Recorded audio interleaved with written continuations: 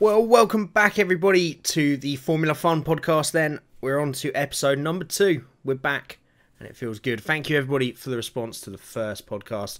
Looks like you guys enjoyed it. So we're going to kick on with podcast number 2. My name's Jamie and of course alongside me is Sam. How are you doing this week, my friend? Absolutely fabulous. Smashing stuff. Absolutely cracking stuff. Carry on. Your week been well?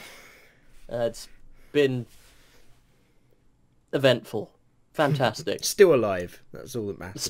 I'm still here. The breath is still coming out. It's something no one ever said. I'm stunned that it is still coming out. Such a surprise. I thought if any week this was going to be the week that it stopped. But no. I know. I'm good till I'm 90 now. Well, yeah. One would hope. That's how it works, basically. Yeah. So, of course, we're here to talk about primarily the Brazilian Grand Prix that has just gone past this weekend. A win for Sebastian Vettel then. And before we get into the nitty... For a second there, I completely forgot who won. Karen, this is off to a flying start. Did you watch the race? It's kind of important for this whole podcast thing that you watched it. Good. I did. Yeah. So I guess just before we get right into the nitty gritty of all the stuff about the race, yes. Enjoyable Grand Prix for you? For me, from start to finish, it was very good. So I thought it was a good one. I think it was a grower. The race definitely was a highlight of the weekend, as it normally is. Yep. They often say that about the race. It is surprisingly, it sneaks up on you, and you come for the glitz and the glamour, and you stay for the racing. Yeah, it just some cars turned up, and they went around, and they came back again. And at some in a point, different order to won. What they started. It's crazy stuff. Absolutely crazy.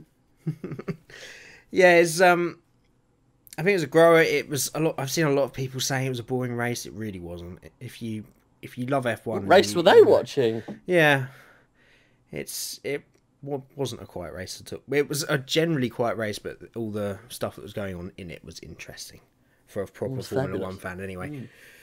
So I guess we'll stick to your formula that you shoved upon me last weekend. Well, it's just logical, wasn't it? I guess at the beginning of the weekend. I guess so. Straight into the race, guys. Screw everything else. Saturday and Friday didn't happen. Well, I guess it's just the meat and potatoes of it. I guess people want to know first about thoughts for the race, but I can see the numbers and people are sticking with this, so that makes me happy that we're going down the right path. Anyway, practice. I think the first thing and the major thing from practice was the spectacular blow-ups of both Brendan Hartley and Pierre Gasly, although Gasly's wasn't so much a blow-up. 2 more Renault engines going bang within, I think Hartley did 3 laps, Sainz did 5. Absolutely ridiculous. It's a joke at this point. I'm sure if you keep your ears to the ground when it comes to F1, you'll see the things that will come out from different marquees in F1, and some of the accusations flying around aren't friendly. I'm sure we'll touch on that. If you want to touch on it now, I don't mind. No, I think it's prominent to talk about it now. I mean, obviously the huge thing was the Renault initially having a dig at Toro Rosso. That dig, though, was absolutely hilarious. Renault, I think, correct me if I'm wrong, but Renault pretty much said, the way that you're putting our engines in your car is what's making them go wrong. Or what you're doing with our engines is what's making them go wrong. And, whatchamacallit, I can't remember his name now, is it? Franz Tost. That's the one, the man whose side sounds like fried toast. He went... Fried Toast. Fried Toast went absolutely bananas. And this is when things really got out of hand. And there was actually a press release. I don't know if you can find a press release and put it up now from Toro Rosso. I'm sure really I can. I can't right now. Yeah, well, you know what I mean. Really accusing Renault of doing some very horrible things. I'm sure you'll explain. To be honest, I can't. It's the one thing I forgot to look back up. I remember seeing it at the time. So we can go. It's kind of a news piece, but we'll go to it now because I didn't actually write it in the news, surprisingly. So Renault suggested that multiple failures Toro Rosso have suffered in recent races was down to the setup of the Italian team's car. And then Frantos says the team were incensed by comments from Cyril and that their latest unreliability and has refused to back down, saying that Cyril was the cause. So essentially Frantos was saying that it's because Renault want to beat Toro Rosso in the championship. That's what he was hinting at. And of course, you know, this all sort of, it happens a little bit before the weekend and it dies down a little bit. As soon as both Toro Rossos go out on track, they blow up. It's just, you couldn't write this shit. And it's, I don't know. It would be a very silly thing to do for someone like Renault, but I wouldn't put it past them. Because those positions are worth tens of millions of pounds in the prize money. Yeah, there was a Saturday morning statement given from Toro Rosso. I'm looking at the moment frantically trying to find it, but there was a Toro Rosso headed statement that was sent out to everyone, or sent out at least, that explained what was wrong and what they were accusing them of. But yeah, pretty much the tall or short of it was Renault are providing them shitty engines, and they'll go bang pretty much because they want to beat them in the fight for the championship. And there's some brilliant pictures of Helmut Marko arguing with some Renault people afterwards about the whole... It was Cyril. It was the team boss of Renault, literally like poking him in the chest. Yeah, it was great. Like, Helmut Marko you need to put them in line. Yeah, it was brilliant. It was brilliant. I mean, these conspiracy theories in Formula One, never. But they happen all the time. You'll never ever find out the truth to them. I just think it's great for the sport, these kind of little rhetorics. It's probably not good for the financial situations of the teams or their relationship to want to stay in Formula One, but it was great to see at the same time. And just that was the highlight of practice for me, was just the two Toro Rossos going out immediately after this row and blowing up. I know, it is absolutely great. And it almost suggests that they did it on purpose. It would be stupid to, but what a great way to force forward your argument to have both of your drivers. The thing is, I don't know how they would do it, because the engines are looked after by Renault staff. Apart from actually bolting them in, they don't have anything to do with them. So, you know, and it's all controlled behind the scenes. The people in the back of the Toro Rosso garages, in the galleys as they call them, are Renault people. So who knows? I'm sure this will go on and on. I've got a feeling McLaren will be a little bit worried at the moment, stepping into that. But then, of course, they're all used to it this year from Honda, aren't they? Pretty much. I don't really remember much else from practice that was anything to write home about, particularly. Pretty I'm not going to lie. practice. I didn't actually watch it. This is great, I know, but I didn't actually watch practice. I just caught up on a bit of news because I was busy. But I heard about the whole charade, and I knew there wasn't much more to be seen about anything that happened in practice. I'm sure we may have missed something quite good, but I don't remember hearing about it, at least. No, it's nothing major. Mercedes were quickest, and then on Friday, Ferrari caught up on Saturday, as they normally do. So I guess, as you said absolutely brilliantly, some cars went round and round in a circle and got faster and faster until they stopped. Went round and round, got faster, slower. Some were quicker than they thought they were. Some were slower at all, and some didn't go round at all. Pretty much. But moving on to qualifying then. Yes. We've got to start with the main event. Yeah. We could go Q1, Q2, Q3, but it was Q1. Lewis, first lap out, straight into the barrier. First timed lap, wasn't it? First go. Yeah, first time lap. Now I've watched this crash like over and over and over, and I've tried to see what went wrong, like where he lost it, and the only things I can notice, he was very, very low on his barge board when he went into that corner, and he wasn't massively offline, but whether it was a problem of him literally just losing that aero efficiency in the car, and upshifting or putting a power down, he just lost the end. And it's a part of the track, and if you've ever driven the track, not in real life, but you know what I mean, if you've ever driven the track, if you lose it there is literally a wall, as he found out, so very close to you. It was just very un-Hamilton-like. Maybe he wasn't even thinking about it. I don't know, it's just very odd. But Hamilton does do that sometimes. Sometimes he has very weird instance like that, and it's just, I guess it's just one of those things. Vettel went through a little bit of a stage of doing it, but I think even Hamilton was surprised, wasn't he, when he got out of the car? Yeah, it's one of those accidents that Hamilton's one of those drivers that is just so on the edge all the time, and he expects everything to be there for him. Being in this Mercedes car as well, for the last few years, he expects every time he turns that wheel for it to be where he wants it. I just think he overcooked it a little bit, and the tyres maybe weren't ready, weren't prepared, and it's just a very simple accident. But it's just a huge surprise because it was Lewis. Yeah. I mean, I can't see him ever doing that for the rest of the season.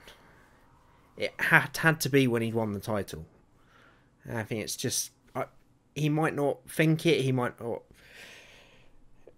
It must be something in his head that just, switches off. Not purposefully, but just that little lapse of concentration that he doesn't have the rest of the year. But it was certainly starting qualifying with a bang. It was. It set us up for a great race from him. So, it's great that it did happen. But as you said, he has these tendencies to do this thing.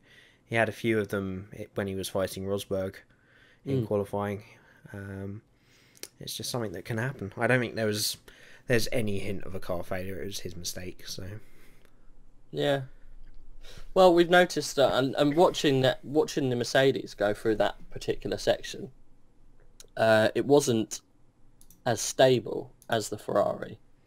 Watching Vettel go through after Hamilton, and he was just completely solid the whole way through, never lifted that whole corner. Well, maybe he lifted a little bit, but you know what I mean? There was no movement of the wheel or anything at all. I think the only other people we saw really struggling with that was right on the very start of the race. There was a couple of people going wide and a couple of people having incidents. But yeah, just a very odd bit of un-Hamilton-like behaviour. But hey-ho, it set us up for a bit of a blinder, didn't it? Oh, it did. The race needed that badly, because without that, Definitely. The race definitely wouldn't have been as interesting as it was. But exactly. It's a Hamilton moment, and it happens, I think. Yeah, pretty much. Oh, well. Moving on, though, throughout the winners and the losers. Who missed out? I think it was Brendan Hartley was 15th. Unfortunately, couldn't show us much pace. But to be fair, pretty good performance, like beating Pierre Gasly. That's what he needs to do. I'm really, really impressed with his just ability to get out of a car that's quite a bit slower than what he's in now. And obviously Gasly's got a lot of single-seater experience quite recently. So I'm really impressed with his performance and that going into the race as well. But next... It was a huge test for him. And it was a huge test for Formula One in general. The only time in recent memory that I've seen someone go back the other way in their career was Andre Lotterer for one race for Caterham.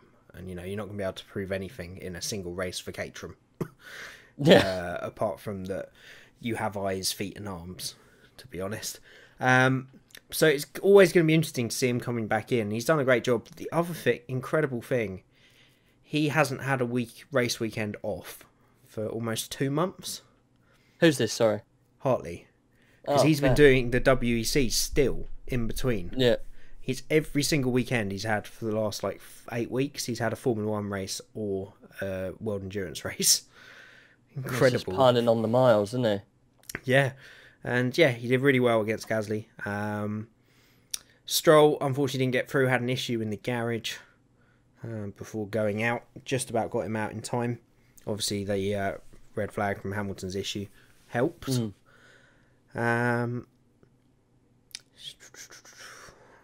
Ericsson's where he should be, really. Fairline out-qualifying him again. Same old, really. I don't really rate the driver, I guess. I don't know. I think that's the first time Verline's out-qualified him in 3 or 4 races. Ericsson's really stepped it up, yeah. As far as I'm aware. You're probably right. Something I'd have to... No way, you're probably right. Check. I'll get back to you on that one. No worries. And then obviously the last loser, and that was Lewis Hamilton, and we've discussed that already. Yeah, so I've had a note here about Ricciardo and Verstappen splitting their strategies, but I completely forgot Ricciardo had a penalty at the time. Yeah. See, he went out on the soft tyres. Much better showing from Daniel Ricciardo, but still 4 tenths behind Max. He really does seem to have lost a step on him in recent races. Was that Q1? Let's have a look. Dan Ricciardo, yeah. Ricciardo was all the way through. He got through to Q3, and then. Oh, you're talking about Q3 result? Sorry, I thought we were still on Q1. Oh, I didn't know we were literally doing it that systematically. Okay. Stroll. Yep. Okay, so we'll go through to Q2. No, I'm with you. 2 Haas is struggling again. Van Dorn about where they should be, a long way behind Alonso. Yep. Well, yeah, that's bucking the trend as usual. I mean, sticking to the trend, isn't it? Yeah, they really need to think of something fast there at Haas, because they're struggling and sinking quick. They did all the right things early on and got the great results last year, but I think Gene even came out recently in the press and said if things don't improve in the next couple of years, he doesn't think he's going to continue F1, which is quite worrying. No, I kind of get that, though. You have to come in all guns blazing and you have to make progress quickly. You have to be a solid midfield team, and they're just in danger of dropping back. Yeah. And a huge improvement from Sauber the last few races has really put them under more pressure as well, especially for next year. So we'll see. It was a fairly average qualifying for them. Ocon missing out in the top 10, unfortunately. Yeah. He's done such a good job this year. He's allowed a few missed opportunities. Well, he had a bit of a bogey weekend, didn't he? Starting off with quali. Unfortunately, normally you see him up there with Perez. Brilliant showing from Perez to get through where he did. But yeah, no, unfortunate for Ocon. But that was the cut-off, wasn't it? 11th. And then, yeah, into Q3. Q3 was good. Yep, so Massa, stellar job all weekend. Great qualifying to get through. Hulkenberg beats out Sainz by 10th. That's going to be one hell of a battle next year. It really is. They're just both just trading blows, aren't they? This is one of Hulkenberg's favourite tracks. He's got good spirit around here. This is only pole position. Pole position, isn't it? It's only his best result here. I don't know where he finished, but his best qualifying results here. So I think he's obviously got that little. He's had 2 front rows here, hasn't he? I have no idea. So I think he had the one in 2012 where he led the race, and then him and Hamilton took each other out as well. Most probably. So yeah, good from Hulkenberg, and that's a battle that's just going to keep raging. We always say Alonso does a good job. He just did such a good job this weekend, because this is a track that is power limited, and they were so far down this weekend on the straights. I do not know how he pulled that lap out. I mean, it's all the middle sector, all of it. Technically, it shows him 7th, but he was 6th because of Dan Ricciardo's penalties. He started 6th, yeah. To get pretty much one down from the top 5 is just in a car that this guy, like, literally, people say, you can't teach an old dog new tricks. You don't fucking need to. Alonso's the real deal. Everyone knows that. And why he hasn't got a driver, to be fair, I know he's burnt his bridges, but why he is still in a car like this is just beyond me. This man is the biggest missed opportunity in F1, bar Nico Hulkenberg. It beggars belief, but hey, he is where he is because of his own decisions. But unfortunately, P6 is for Alonso, but awesome effort, I agree. Yeah, it was some lap, and I think on that point, he has sometimes made the wrong decision at the wrong point, but he's so close to being a 4-time world champion. Let's not forget, he just missed out on those other 2 with Ferrari. So he's had his chances, and he's had a great career, and he had nowhere to go. So that's why he's at McLaren next year. But so we've done 2 Red Bulls. Vettel again above Raikkonen is nothing really to write home about. Bottas was a very impressive lap. Great pole. Yeah. Him and Vettel traded between the first outing on Q3, and then they swapped over again. Valtteri just pipped him. Look at the times though; it's just nothing. It's just no, it's just barely anything. Like Vettel said, in his after qualifying in his little interview, he said, "Look, if I was a little bit braver into turn 1, or if I got my, the last corner right like I did, on my previous attempts, then I could have probably beaten him. It's literally tit for tat. That's the top of the top. You're not getting faster than that. 108 that's pretty quick. That's pretty quick. That's it is. It ain't no GP2 engine. It definitely ain't no GP2 engine, Alonso. It's always difficult to say with Hamilton not there, who had the quicker car all weekend. I think from what we saw in the race as well, which obviously we'll get to, Ferrari and Mercedes so close all weekend. So yeah, good pole from Bottas, and all in all a fairly good qualifying. Would have always been nice to see a sprinkling of rain in Brazil, but I know, but that was one thing. Well, we did have a little bit of a sprinkling in qualifying one, going into Q1. We did have a bit of a wet patch here and there. It was a little bit wet, bit dry, bit wet kind of situation. shake it all about. A little bit. Yeah, well, just finishing off qualifying. Then I guess I've just sent Jamie a lovely picture of just like I did last time of Alonso. He's giving Stoffel a little kiss on the cheek, which is absolutely fantastic for the crowd to see. It's almost like he's blowing him a little from Alonso over there to his little French over in the other side of the garage. He's just literally going over and going. I know it's a big old duck pout, that one, but that's the Alonso picture of the day. Great. There's a feature no one asked for. Okay, so we get on to the race, I guess. And it was a good one. It was a good race. Mostly because of Ricciardo and Hamilton. Starting out position, they worked their way through magnificently. Were great to watch all weekend.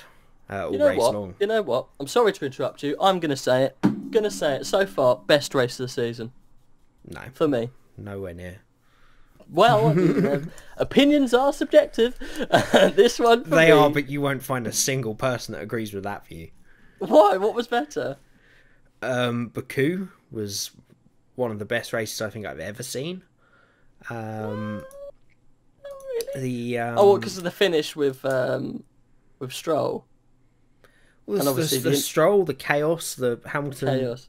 Hamilton Vettel controversy. I guess, give me my fucking steering wheel from Kimi. Singapore was incredible. I guess, but for me, all right, I'm just saying for me so far, this is my best race of the season. Then you got the Rage's stamp of approval, clonk clonk. Great. That's meaningless. You can take that straight to the bank. They'll tell you to fuck off. You can take it to the bank and they'll probably use it as a paperweight. Yeah, depending on what pretty they much. made it out of. Pretty much. I wouldn't agree with that. It was. I know why you're saying that because it's Hamilton being brilliant. Yeah. But that doesn't constitute the greatest race of the year, I'm afraid. We can get into that discussion if we do a wrap-up review podcast at the end of the season, which I want to do. So we can always get into things like that then. But let's get on to the actual race then. A little bit of drama beforehand. Kimi Räikkönen looked like he had some electronic issues. They had the whole side of the car open. I didn't see that. Yeah. Well spotted. But all seemed to be okay. You've got to remember I did watch Like a Peasant this week. So you watched the Peasant Channel 4 coverage, yeah. I did, yeah. So I got the stripped down Peasant coverage. Yeah, there was no issue really, just some software issue and not reading properly. They fixed it. No problem at all. Kimi actually a lot more animated than he normally was while it was going on, trying to get in there and have a look and asking people what was going on. And then, of course, we go to the start then. Very action-packed start and opening few laps. I guess we'll start with the top guys. Obviously, Vettel beating Bottas off the line in the second phase down to turn 1. And sort of just... If I look at it externally, it looks okay. If I look at it internally, it looks like Bottas just jumped out the way. It really did. He either didn't expect him to be there, or he was so sort of preoccupied with making sure he didn't crash that he just a huge right hand lock when Vettel went down the inside, and that's what lost him the corner. We just didn't expect him to, I don't know what he was doing. I honestly think he just got caught napping. I don't know why. You know, that's probably the biggest talked about part of the race is the start. When you're in your driver briefing, you got Toto standing there handing out like crepes and waffles. Nicky Lauda's there giving you like advice about how, you know, to trim your hair when you haven't got any. And pretty much that's the first thing that's on the agenda. Let's just say giving your advice on standard average old man sweaters. Let's not go... how to best look after your baseball cap for many years. Pretty much, you know, Nicky Lauda was giving advice on what colours go well with baseball caps, and that's the first thing on the agenda when it comes to what you're going to do at the start. And I don't know whether he just didn't look. He knew he was there and he couldn't squeeze him at the wrong time. He should have been right over, and you see it from Hamilton time after time. As soon as Vettel's on the line, Hamilton has pushed him right up to the edge, and he should have just held him there, and he would have taken. They would have gone through together on the first center S, second center S. He probably would have got the would have got the apex. He probably got the run on him going through to the third. It was just sloppy from Bottas, unfortunately, and then that sums up Bottas's run so far at Mercedes. Just a bit limp-wristed. Yeah, there was no real fight there. The way he just seemed to jump out the way, I think that was just a reactionary thing. I don't think he was literally jumping out of the way.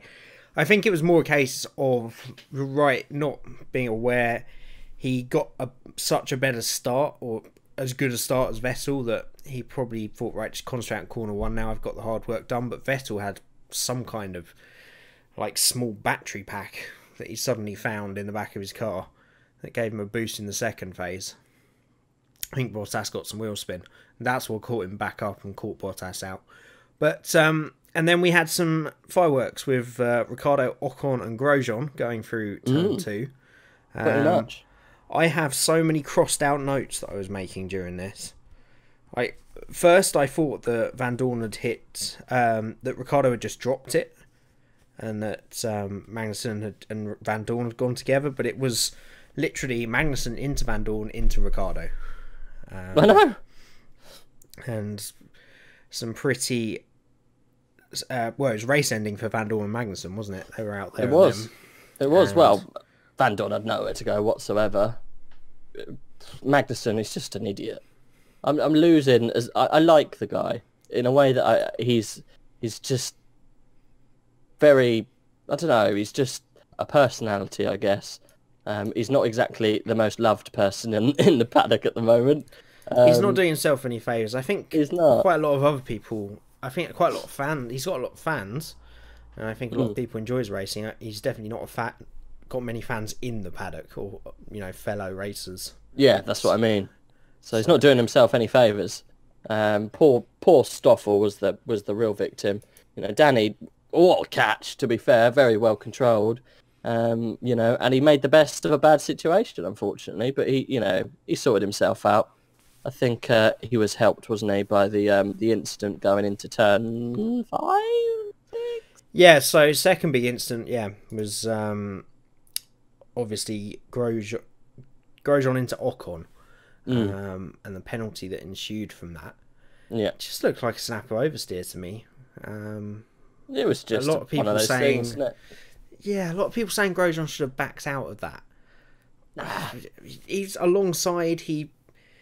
To be fair, at the speed he was going, he had nowhere to go, and he was always going to oversteer. But you got to. He was above the side pod. He was there. They were battling. Racing incident. I don't think that should have been a penalty. To be quite honest, I was quite surprised. And even Roman shouted, "Is like, why have I got a penalty for that?" It was an incident. You get oversteer and you hit someone. You're racing wheel to wheel. It's an incident. They were both up exactly the same part of the car. I'm not a steward. But my opinion, I would have said that's a racing incident. Unfortunately, it affected Ocon in a, not a very good light. It's the first retirement, isn't it, since 2014? In 27 races. It's just mad. That's absolutely mad. That's F1 races. Apparently, he didn't have a retirement since he was in Formula 3 in Macau. I know. It's mad. Which is a crazy run, which, of course, breaks Max Chilton's record. I think... Or was he short of it? What do you mean? Check on that. Most race starts from beginning of career without retirement was Chilton's record. It's Chilton. Chilton's got the record. He was incredibly close to it then. I thought it was Chilton who had the record. I think he still does, but Ocon was like a race short of it or something now. Obviously he's now lost that record. God, I'm never going to find this. I think it ended his chance of getting the record. He was like a race or two away from it. But not his fault. Grosjean, I think. The thing is, oversteer and understeer is a very vague point because it's something that maybe you would always say it's something the driver's gone wrong, but sometimes in a difficult car to drive, like something like a Haas, that can be just something that the car has done. Like it's just lost traction where it hasn't done all weekend, or it's just done something strange because it's not such a great car. That it's completely couldn't have been his fault. And I think first lap you've got to allow for that. I think it's later into the race if you take someone out with oversteer or understeer moment, then fair enough, give him a penalty. But first lap, maybe that was what went against him. Maybe. And I thought it very funny that, and probably the best thing for them to do, Haas didn't bother telling him for almost like 35 laps just before he had to come in to actually take the penalty. And then, of course, he completely lost it. Yeah. Over the radio. But, hey, it's... I think that clears up those two incidents. It definitely was a more action-packed race than we've had, the first few. And then, the only other note I've got before we talk about Lewis and Ricciardo was Hartley DNF again, another Renault engine failure. Although, rumours that wasn't. But shame for him again because he was having a great race. We didn't even get. I didn't at least find out why he retired. It was just you got to come in and retire the car. I didn't think it was a Renault failure. It was apparently an oil issue, pressure or something. Which could be Renault, could be the team.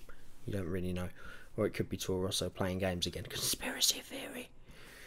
Everyone loves a good conspiracy theory, really does. We do. Just anything happens. Oh, he lost a tenth with a lock-up there. Must have been to piss off Renault. You know, it could be anything.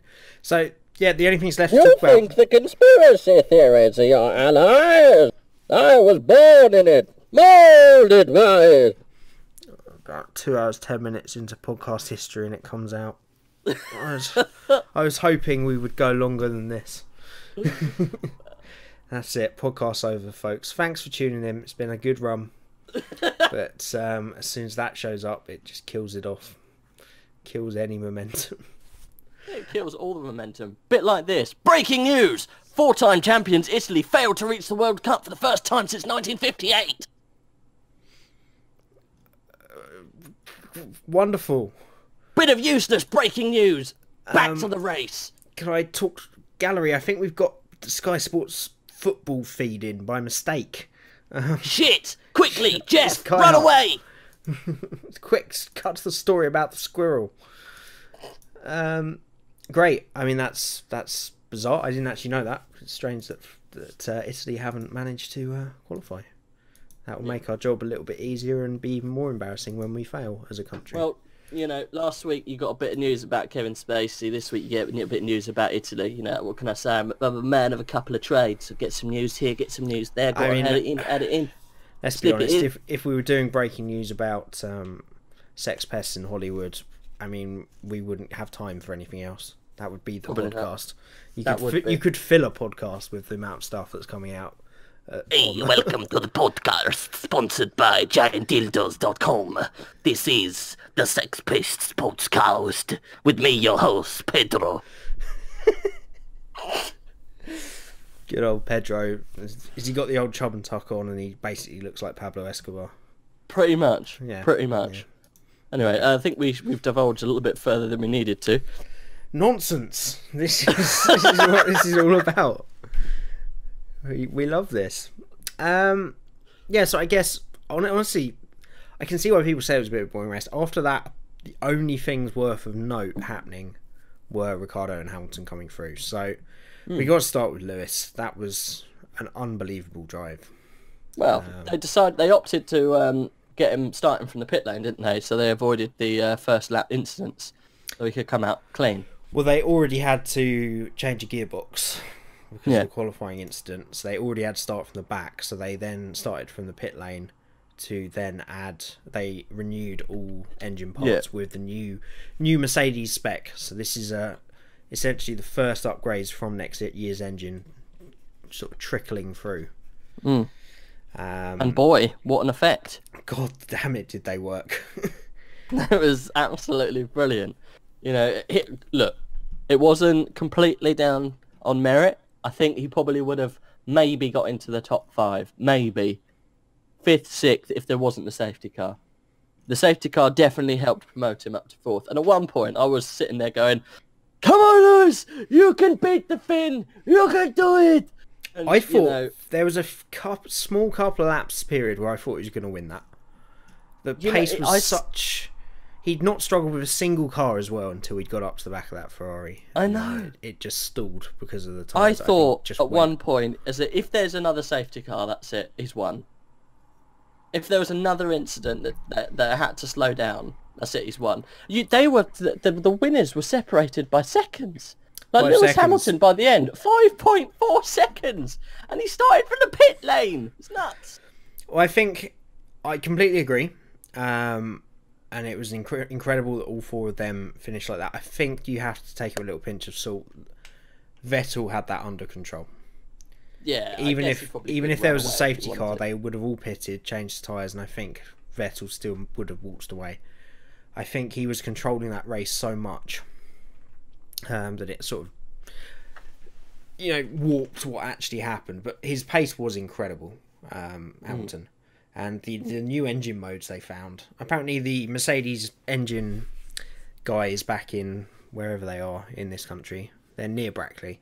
Sort of rang up Mercedes basically, and gave them permission to use like a special engine mode that Mercedes didn't even know about, like halfway through the race, because it was just he was doing so well. They're like, quick, use magic flap power button mode 6. Wow.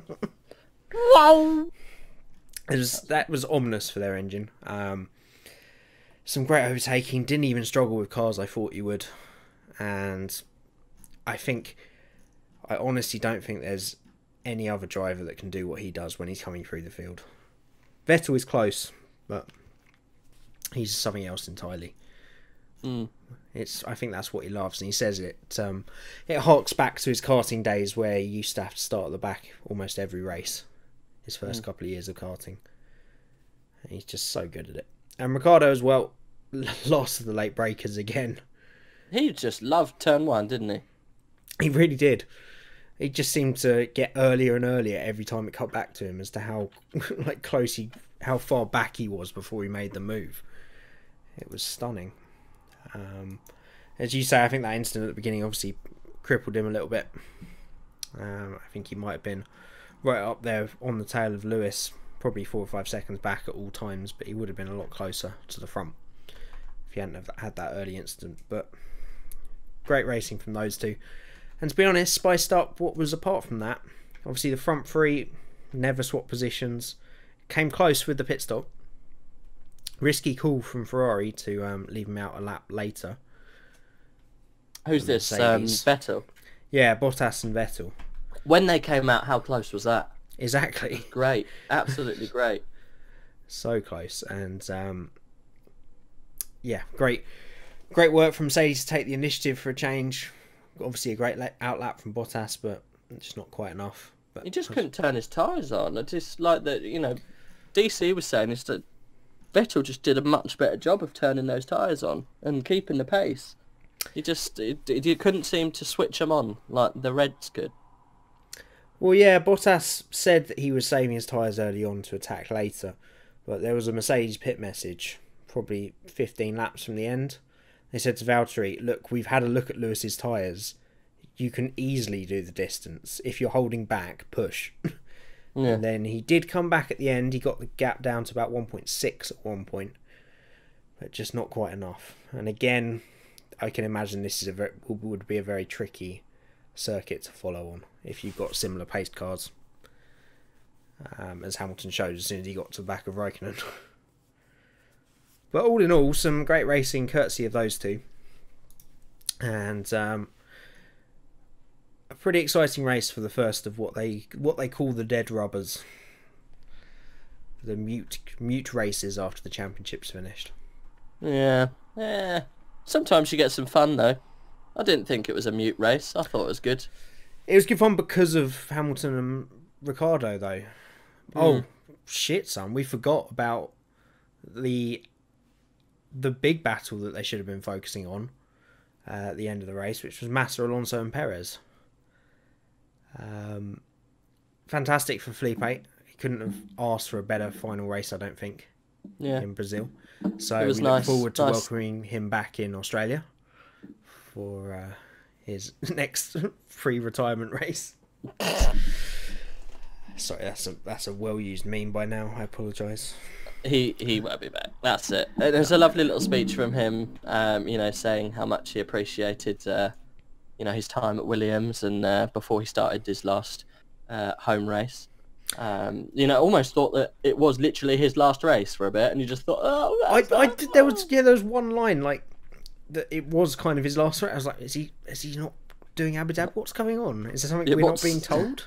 Are we the bad guys? Are we the baddies? Are we the bad Is that guys? Robert Kubica over there with a skull on his helmet?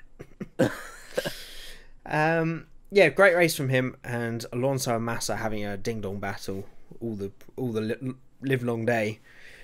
Some absolutely cracking radio commentary between Massa about Perez, and between Alonso and Massa about Perez and all of that. At one point, I think Alonso was like, "Give me the gap to Massa, give me the gap to Massa." It was like, the gap to Massa, 2 seconds. Perez, 6 seconds behind. I don't care about Perez. He will come. Nothing we can do about it. Absolutely great. It literally... Like some kind of war movie. But the thing is... we take down Massa, tomorrow Perez is coming. We cannot do nothing about it. Get some sleep, men, for tomorrow we fight. But the thing is, he got onto the back of Massa and he used him for DRS so he could keep out of the praying hands of Perez. And it was just literally one more lap and Perez would have got him. It's just an absolute masterclass from the Spanish genius. Just amazing drive. Spanish ringmaster. Yeah. Exactly. Pulling all the strings once again. It's just that I wish so much he was in a car that could perform to his potential, and I pray to Bernie Eccleston that hopefully that we get a good show. Like, I pray to the gods of Chase Carey's beard and moustache that we can actually get Alonso in a fast car next year, because this man deserves another world championship. Do you think they get a tree in his house at Christmas, or just hang baubles off the end of his moustache? I don't know. I'm not. He's got to have something on there. Just little plastic Santas hung off. I think he doesn't care, does he? He's got one of or those. he has mini cowboy hats on the end, and then a cowboy hat on top. Christmassy cowboy hat. It's a shame. I'm hoping upon hope that Alonso gets back next season. As I said last week, if he's not, Formula One or someone should pay for a third Mercedes car just to put him in, because it's such a crying shame. A great duel between all of them, to be fair. Massa did a great job defending as well. But yeah, Alonso just had to stay. What was even more impressive is when... Was it Ricciardo that went through? And Alonso lost that second gap. He got it back again. He was almost 2 seconds down at one point and then spent the next 10 laps just 10th here, 10th there. Eventually it was Hamilton that went through, wasn't it? Or it was Hamilton, yeah, one of the two. Yeah. And then didn't really see much of the battle between those three at the end because they were concentrating on Hamilton. But great battle for them, and I guess a few words on Massa. I don't really want to talk about it again next week, I guess, because of all the fitting tributes this weekend to him. Great career. Shame about Hungary. Is that how we would summarise his career? Shame about Hungary? Oh, yeah. The crash, because he was never, ever the same after that. Spring eye moment. He was honest, the old spring eye. Yeah. The old spring eye. So eloquently put there for... Viewers of a nervous disposition, look away, because Jamie's going to put a picture of Massa who's pulled out of the car. Right now! You can find it. Have you seen the picture? I have, yes. It's not something I'm going to put on screen, though. You can find that if you want to see it. It's not something I think that should be It's a bit bloody. To be shown. You can see a slight screen of the spring just about to hit Massa in the face. Right now! It's like the zoom-ins of Senna's accident. Why? I haven't seen those. Why do you want to see it? I don't know. I've never seen. Well, you've obviously googled it, but yeah, no, I haven't I googled agree. it. It's just shown up in the. I think it was in the documentary. Was in it? It was in. I'm not You sure, can see it on the close-ups. Anyway, but It's, yeah, I guess he was never really the same, was he? I guess. no, he. I was recently rewatching seasons 7. I do it every few years. I was rewatching seasons 7 through till now, and I think it's 2010. First few races, he was really fighting Alonso hard, and then of course it was the infamous Hockenheim incident. Felipe is faster. Faster than you, and after that, never the same. But he was every bit a match for Hamilton those few years, first couple of years of Hamilton's career, and Hamilton and Massa have always had a bit of a shady dealing. You know, they had that one year, and quote me if I'm wrong, 2013, where they were just... 2011. Was it 11? Well, they were just, they were crashing and they were wheel to wheel and they were just Hey, good job. fucking each Good other's... They were fucking each other's shit right up. Hey, good job, man. Don't touch me. So there was some crazy stuff going on between those two. But no, unfortunately, a career, a brilliant career, but obviously cut short by tragedy. And I guess it's what's the word I'm looking for? It's a tribute to how well our safety in helmets has evolved throughout the years, that we still had Massa for the long and very Victoria, I don't know, a brilliant career. We're lucky that we had him for so long because of technology, because, 10 years before that crash, it would have killed him. Yeah, absolutely. And I honestly think an end of an era for Brazilian motorsport. There's no one real torchbearer. You've had Senna to you've had PK to Senna to Barrichello to Massa. They've always had someone up at the sharp end. Next year, as far as I'm aware, there's going to be not a single Brazilian. Yeah, that is a shame. It's a shame. It I don't know of anyone even coming through grassroots at the moment who's there. Yeah, I know this is a long way off. This is not for another 10 years, but I know Barrichello's boy is pretty speedy. Hopefully he gets the right pathway to F1. But it's such a rocky road, even with a name like Schumacher, and you're not guaranteed. So, we'll see, and hopefully that Brazil can produce another superstar of the sport that we love. But Massa, well, hats off to him. He's part of the 200 club, isn't he? Easily, he's probably part of the 300 club. Probably that's the one, 300 club. So he's his career and his stats will, to win that many races that he's won, I think is it double figures? Must be. Yeah, he's got 10 or 12, I think. Yeah. It's a career equaling someone like Coulthard. So, it's a legendary status. Massa, yeah, brilliant. And he's such a likeable guy. He's such a nice, likeable, down-to-earth family man, and that's what you like to see. He brings his brother along. His dad's always very prominent. His wife, and even his son has been there for the past 3-4 years. So yeah, he will be greatly missed, and we'll say goodbye to him, I'm sure, next race. Well, that brings me along to what was that? It's Jay's Team Radio of the Week. New feature we're bringing in. Jeff, did anyone ask for this feature? Or... They did. Jay, what was that? So, I think we got a couple of runs up from Max Verstappen. And he was asked, firstly, in qualifying, how the conditions out there. That was great, sunny. Brilliant. It's sunny, guys. No, seriously, it's okay. A second one from practice 2 from Max. My ass is really warm now. My ass. Gone all American. But radio message of the week on the note of Massa, which is why I brought it in. Daddy, I'm so proud of you. Wherever you go, I will support you. By the way, I loved your start. Little Felipe Jr. As a couple of commentators I was watching said, makes grown men cry. Those kind of little statements. It was really sweet. I did not hear that. Again, I was on Peasant Vision. Okay, so it's when he crossed the line. Felipe Jr. came over the team radio to Massa as soon as he crossed the line and said, "Daddy, I'm so proud of you. Wherever you go, I will support you. By the way, I loved your start." Nice little message from him. And as you say, their family's been great. Yeah. In the sport, always seeing them there. And I say, I do just worry about Brazil, because they need that passion of having a driver there. I don't know how long it will hold support. So yeah, we'll run over it. 271 starts, so not 300 club. Or 268 starts. 11 wins, 41 podiums, and runner up to the championship. Twice. No, once. Well, once. 2008. Yeah, third in 2006, second in 2008. 2008, heartbreaking, and just that little shot of him on the podium, beating his chest, crying his little Brazilian eyes out that he won for the fans, but he lost the championship. That just summarises Felipe Massa in one little picture.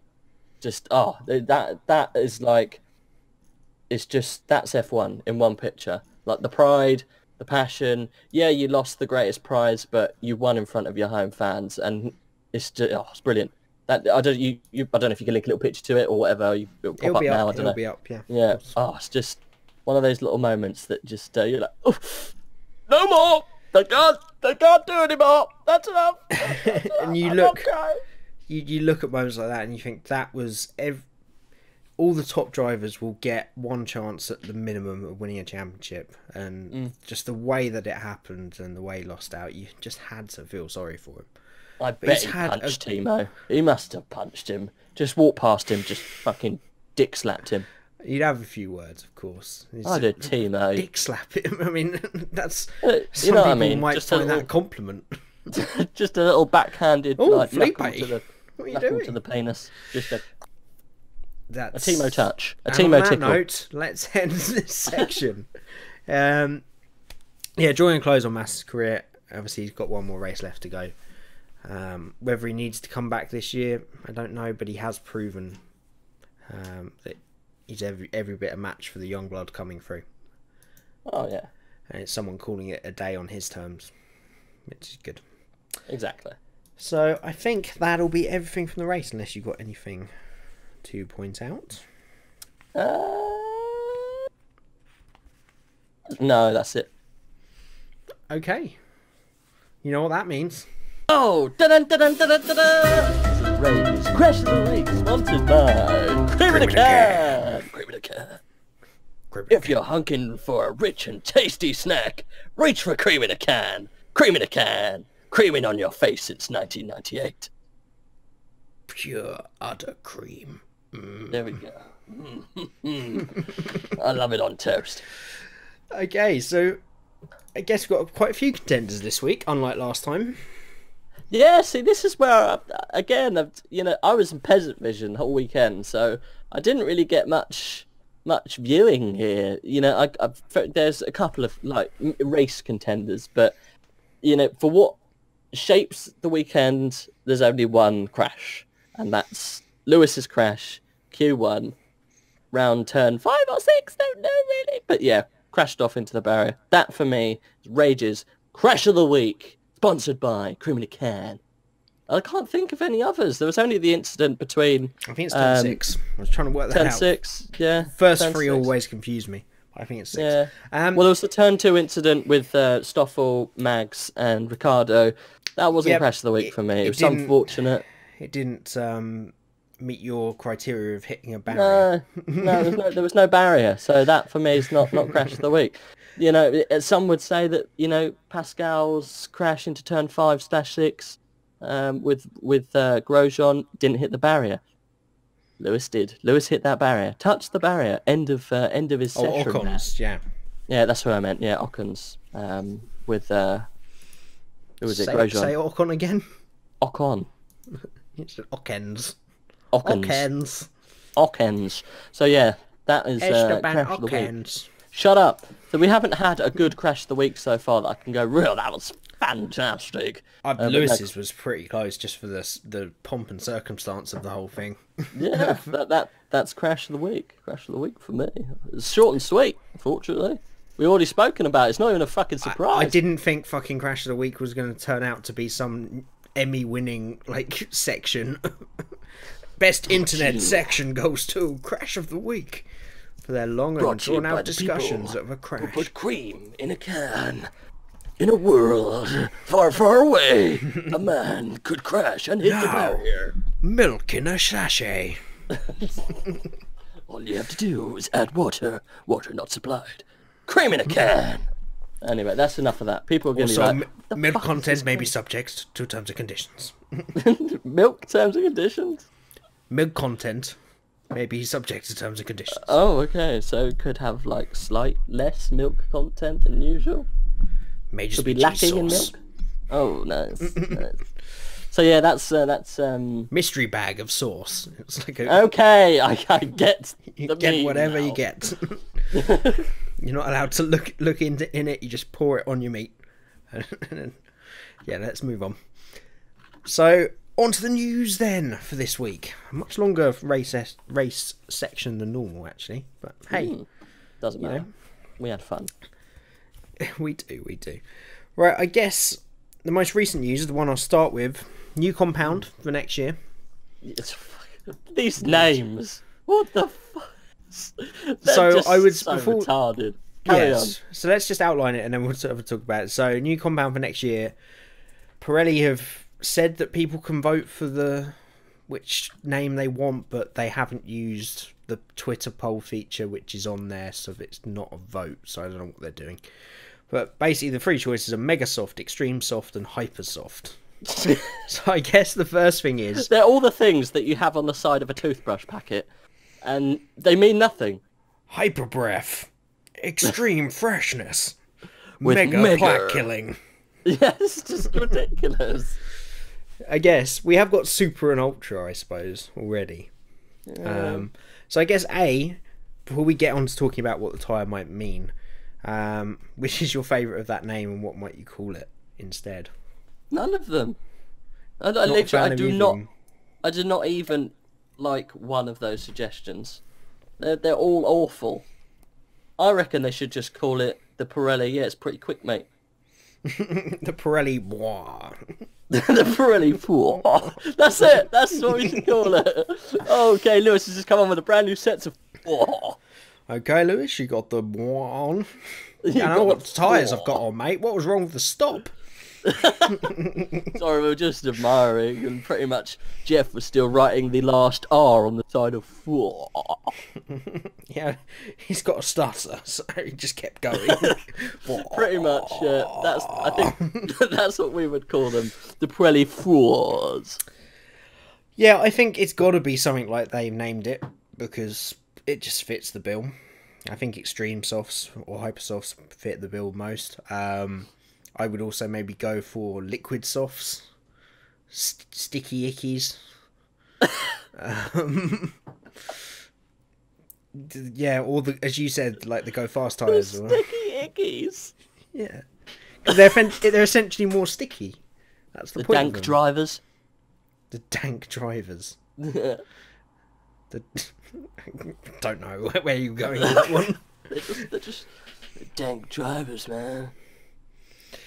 They may as well be called the Lewis tyres. I mean, at this point, Pretty much. it's. I guess, all joking aside, that's whatever they call them. It really doesn't matter. Pink sidewalled. I just what reckon they does should that- call them the Pinkies, mate. You got the Pinkies on, Lewis. Off you go. Yeah, I guess. But what does it mean for the racing? I guess a soft compound would be good for qualifying. I presume, I haven't really seen, are they still just, planning on like, taking I 3 don't- compounds? I don't get it. What do you need to add more compounds? What are they going to do? Add another compound at the other end? Oh, Jeff, we've put on a set of the ultra boring compound. A slightly slower compound. Yeah, I mean, We've got some slug freshers on at the moment. I'm guessing they're going to take 3 compounds still. So there's a lot of people said, what's the point? It's just make all the compounds softer. The idea is it's to combat the fact that it's the tyres have been so much more durable this year. just to allow them to bring we've more aggressive sets. The most. This has been one of the best tyre compounds we've had in the past 5 years. So, or set of compounds. You probably disagree with me, but the racing's been good. No, I wouldn't on that. The racing's been killed by the aero. But that's even worse not this year. tyres, though, is it? No, that's why I said I agree with you. Oh, sorry. It's all right. Yeah, the tyres, they've hit the nail this year. I just think it's just clouding the judgment of what tyres to put on now. It's just a bit much. It's a bit much. It's always just like that one bloke at the party, just like, simmer down, mate. Just, just put the drink down. We're having fun. You don't need to add another one on. You're good. Just, take it easy. Otherwise, I'm calling you a cab. Look, Jeff, this is a party to just watch Game of Thrones. I don't know why you bought a bottle of vodka, a bottle of rum, like a complete crate of beer, some kind of bottle of champagne that you had left over from Christmas, and the entire contents of the snack shelf of Tesco's. Calm down, mate. It's an hour show, then you can fuck off. Simmer down, mate. Just simmer. That's what they should be called, the simmer down mates. You've got a set of simmer downs on. So leave it, Pirelli. Yeah, simmer down. I think it'll be interesting for qualifying. It gives them a little bit more flexibility. Will it? I'll just put a set of the round ones on, mate. I know. Didn't really have much luck with the square ones, so crack a set of the round ones on, mate, and off we go. I think what you underestimate is if, with the way these Pirelli tyres are set up, if you just had the same two compounds for the entire year, the races, it would kill some races. The idea of having these multiple compounds is that Pirelli can then adapt the tyres to create the best racing at each track. Yeah, it just gives them a bit more flexibility. Why they had to go through this whole naming thing, no idea.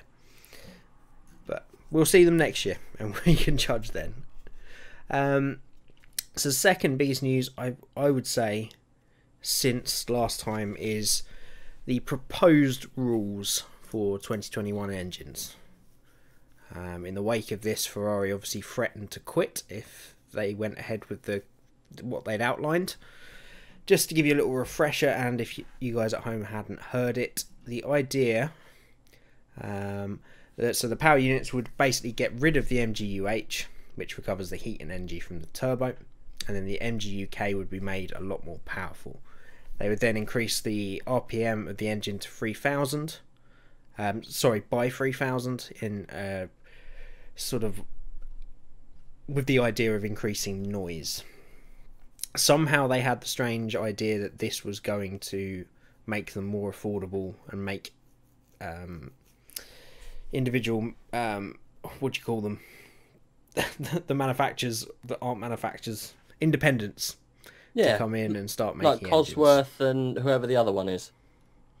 Cosworth and yeah, I know who you mean. I can't remember who though. I can't remember who they are. The small little one that no one's really heard of, that apparently made some engines in the 80s and 90s. That's the one. I can't remember what they're called. No one really cares. But they actually come out and Daimler? said... No, it's not Daimler. No. They actually came out and said that actually these new rules we would try. So yeah, it's just very odd. Like, but the big guys came out and said, well, how do you expect this to save money when technically you're asking us to design a new power unit? Because in essence they are. There's no way you can run that power unit that they've got designed at the moment to run at, say, 13,000 RPM maximum, and you're going to turn that up to 15,000 and think that all the component parts are going to run together. You're going to have a new block, new pistons. Everything in that internal combustion unit is going to have to be redesigned. The turbos are going to have to be redesigned because of the MGH or whatever it is going to be removed. So a lot of the energy recovery coming back from that turbo is not going to be completely non-existent. So you're going to have a whole new turbo, and that's from the ground up that have to be tested, designed. It's absolutely bonkers, crazy. I agree. It's the idea with the turbo as well. It's going to be a single turbo with dimensional constraints and weight limits. That's their idea of limiting parts. Well, Ferrari have come out and said if you're gonna standardise these parts and bring them off the shelf parts, just like you have in other series in America especially, then they've got no part in it. They want no part in that. If you can't have individual part designed by individual manufacturers, which makes F1, I might go out and say, you know, there's always a top. There's always people struggling to get there. There's always someone in front. If you just completely level that playing field, you might as well be playing bumper cars. Like, what are we doing here? Seriously, though, because there's no point. There's literally no point in them doing this. They say that it's going to help other manufacturers come in and it's going to help other people to get interested. How? How's that going to go? You know what? I'm going to give it a go because they're all the same. It's pointless. It's ridiculous and it's going the wrong way. And you have to have the individual engines designed by individual manufacturers, and obviously they then sell them on to different people. But the idea and the whole thing of it is someone has an advantage and then someone has to catch up. That's what F1 is. That's the fun in F1. They need to restructure the whole payment scheme in other places, not what goes under the bonnet. That's my 2 pence. A very passionate speech, absolutely, and it's something we all have very strong views on, and so quite rightly, that's what I think sets Formula 1 apart from a lot of other sports. Is you do have this passion surrounding absolutely everything. You know, you don't have football fans going, "Oh, they're changing the inner bladder of the football this year to rubberized rubber instead of rubberized. It's not pure football." No, they don't care. But us F1 fans care about every little thing. Individual detail, yeah. And that's what makes Formula 1. I think you're right. You've got to have some area of development to keep manufacturers interested. I'm honestly of the point that just let it equalise again. I agree with you. It's just going to make it someone jump ahead again. I understand how this makes it simpler for independents to come in, but this is what should have been done initially. But I do also think you've got to have those rule changes every now and then. By 2021, we would have had these for 7 or 8 years. So I think the next 3 years will be the 2010, 11 and 12, or 9, 10 and 11 that we had before, where the engines had got so standardised for 7 or 8 years that it was a level playing field. Then you change it, which is what this idea is, and it will mix it up again. I think all the manufacturers will close up between now and 2021, and we'll get those great couple of seasons before they change. What I have a little trouble with is what they've changed to. Putting a higher revving engine to improve the sound is not what we want. We want V8s back. Yeah. Like, it's not the loudness of the sound. I think people are getting confused with that. It's the tone of the sound. Just making a hairdryer, rev higher is not going to make it less hairdryery. That's the comparison with this engine. But you say that we don't know yet. We don't know yet. It could sound pretty good. Well, I don't think they sound too bad already. It's just the general consensus. They've developed these engines so much that I think it would just be criminal to just go, you know what, we've done this V6 malarkey hybrid turbos. Let's go back to V10s. I don't agree with that argument. And I know loads of people are like, oh, you got to the V10s. Oh, you got to be back to the V8. I get that. They sounded cool, but to be honest with you, it fucking hurt your ears. Like you can't sit there and go, oh, that was fun. Now I can't hear for the rest of the year. You've also got to remember that's 0.5% of the audience that watch Formula 1 watch it live. I know. So it's the sound on the TV as well. I meant V8 on the noise thing. If you're going to change it purely for noise, go back to V8s. Let's not get me wrong. I'm not for this change to V8s in general because I think the 1.6 V6s are the right thing for the sport. Yeah, I think it's great.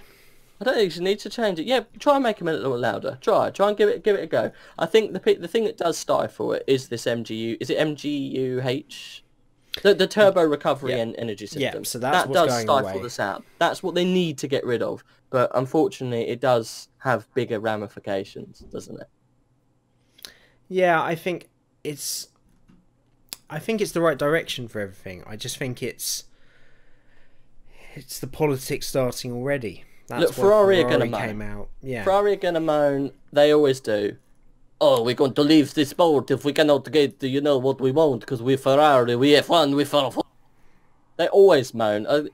I've lost count of how many times they said they're going to quit F1. I literally, it's the boy who cries wolf in Italian. It happens every time. It's like, I do not agree. The issue here is that they... Yeah, I can't... the issue here is Ferrari do have the only veto on the grid. Written into their Concord agreement, they have a veto on things like this.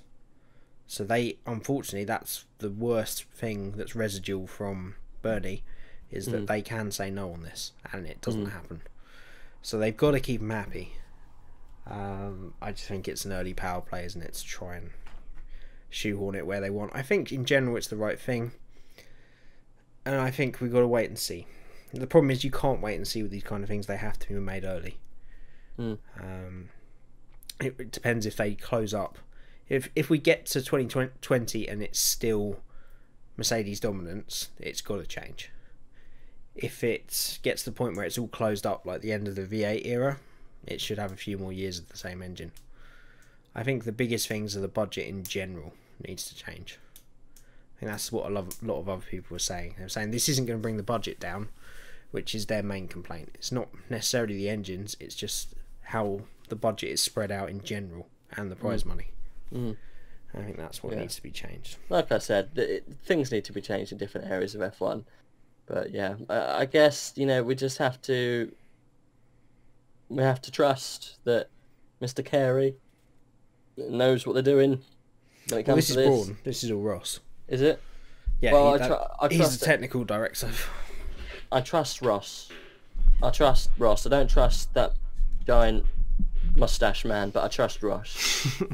Well, Kerry brings in the bucks. Ross does the technical stuff. So that seems to be working well. Ross can literally speak sweet nothings into my ear, and I'll go to sleep happily. Good to know. He does on a regular occasion. I'll pass that information on to your girlfriend. She can just play that out to you to get you to sleep. Okay, I think that's enough on engines. It will keep going on and on, I'm sure. I was surprised they put out these proposals so early. When the other thing is, it seemed to catch the team by surprise. They hadn't even.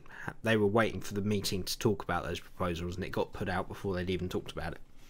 It's a strange move, but also might be a power play from Ross trying to get the upper hand as well. That was a big news session. Yeah, we've got a small couple of bits we'll go through quickly. Kubica obviously getting a third test at Abu Dhabi. He did, yeah. He's getting one. He is, yeah.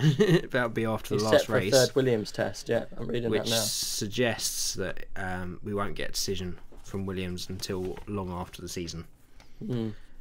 Because that season test is the week after the season finishes. So a lot of people saying we'd get it this week or next week, but I don't think so. I think it's a way off. Other little tidbit from...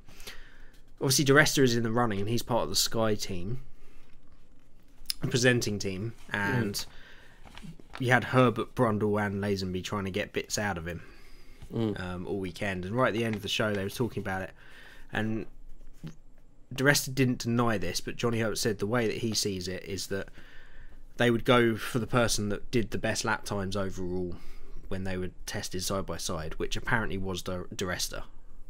He apparently had the better times than Kubica, but Renault decided to give him another chance to beat him. But then it's not... I don't know if Di Resta's going to drive, because that would be the first time Kubica drives the new cars. Because Abu Dhabi will be the 17 cars, so... It's interesting. It's a running story.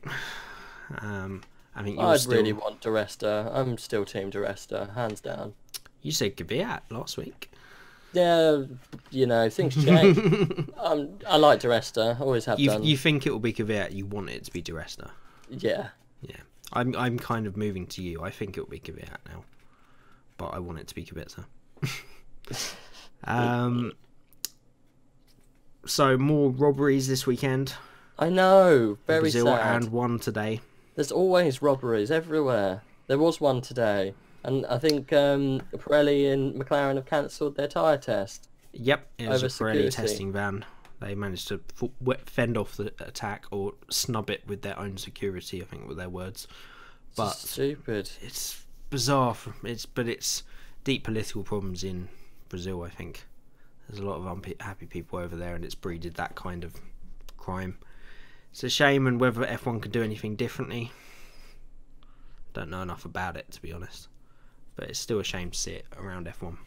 Well, you know, it's putting a bad light on such an historic race and an important race, especially a race that might be in doubt for the next 5 years because of, you know, certain drivers not, you know, racing and having security issues there. They're literally robbing themselves of their passion, which is just, yeah, it's criminal in many ways than one. Oh, Jesus. Next news. The final bit I've got anyway, just more Alonso news. Looks like he's going to be driving for Le Mans. Test confirmed with Toyota again at Abu Dhabi. Didn't he have a seat testing somewhere in the seat? He's apparently had a seat fitting, and he's apparently going to test the day after Abu Dhabi in their Le Mans car. And there's rumours that he might even take up most of the season. He might, because none of the races clash, and there's a good chance he might do most of the endurance season. Oh, good on him. I can't, but just, he's a legend. He can do anything. I just want to see him in Indy next year. I know he's not doing it, but what a legend. Yeah, it's going to be very difficult, very different in Le Mans, but as a lot of people have said, the next 2 years until these new rules come in endurance racing, and Toyota are the only LMP1 car, he's only ever racing the sister car, so he's got the best chance. Yeah. There's obviously Porsche now pulling out after Audi have already pulled out. It will be just Toyota, so they'll be racing each other for the wins. So if he wants that Triple Crown Le Mans victory, now's the time. We'll see whether the curse of the Fernando engine will strike again. We'd all love it too. No, the engine. No, don't say these things. It's just for the memes, but no, the memes can wait. I want to see him do well. No, the memes can. It will. I laugh so hard if it happens. Exactly. I'd be heartbroken for him, but it's gonna be so funny. I guess. Well, before we move on. Skip. No, don't even dare. Man's not hot. Before we move on from... We've got sweater, like jumper, like knitted jumper, because A's ain't not warm. No, we're not even touching on that. So before we move on from Sao Paulo and on to other things, we've got some... Rage's Insider News! And I've got some cracking news. I've actually got a man on the line here. This is Steve, and he's got some super secret news over in Ferrari. Welcome to the show, Steve. Welcome to the show, Steve. What's your question? We're going to go live over to Steve. He's on the ground in super secret news regarding Ferrari, we're just going to go over right now. Okay, patching him in. Okay, that's news there from Steve. He's not there. He's actually dead. So back to the studio. Sorry, that went terribly wrong. Looks like he's been robbed and tragically killed for the news. That'll probably turn up in someone else's podcast. But yeah, that's another one down. Steve is actually dead, unfortunately. Okay, on with the show. On with the show. Hope he's okay. Should we check? No, just carry on. No, Nothing shall we? Okay, shall we check? okay. One sec, I'll go back over to him. No, he's still dead. I'm being told to move on. So on to the topics. This is where me and Rage each week pick a topic of discussion from anywhere in Formula One's history, past, present or future, and any big topic or small topic. Big talk or small talk. And I will be starting as usual this week. So you don't actually know my topic this week, so... No. Topic is sort of a fantasy draft. Okay. So I will start with mine. It's basically putting together your best F1 team from history. Okay. So I've put 1, 2, 3, 4, 5, 6 criterias. Okay. So you have a team principal, a designer, A team, so that's just the personnel in general. Mm-hmm. The chassis, so the car itself. The engine. Mm-hmm. And then 2 drivers. Okay. So I'll let you have a little think about those while I go through mine. We may well agree on some of these. Jesus. Because some of Do them... you want to run through those criteria again? Or Yeah, have you got them written down? Yeah. Have you got them typed down? No. Go on then. What are they? Can you read them right?